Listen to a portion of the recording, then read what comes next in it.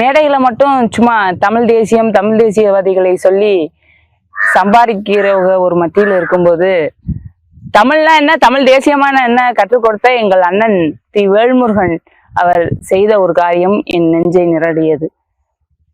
தேசிய தலைவர் மேதகுவே பிரபாகரன் அவர்களுடைய பிறந்த நாளை முன்னிட்டு சென்னையில ஒரு கூட்டம் கௌரவிப்பு விழா அண்ணன் அமைச்சிருந்தாங்க.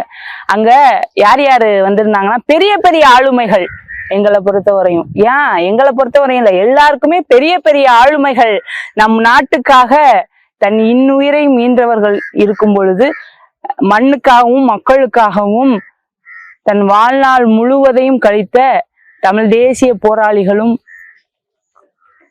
சமூக போராளிகளுக்கும் கௌரவிப்பு விழா நடத்தினார் எங்கள் அண்ணன் வேல்முருகன்.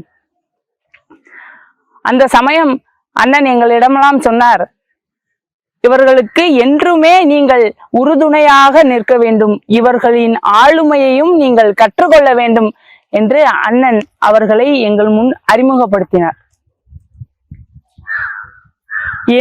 எம் தலைவர் எந்த வழியோ அந்த வழிதான் நாங்கள்.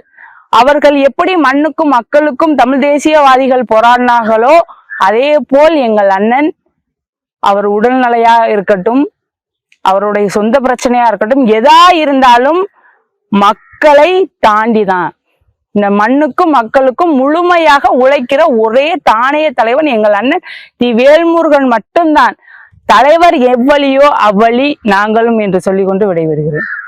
இது எப்படின்னு இருந்துச்சு? உண்மை, சமத்துவம், சமூக பொறுப்பு கொண்ட செய்திகளுக்கு உடனே சப்ஸ்கிரைப் செய்யுங்கள்.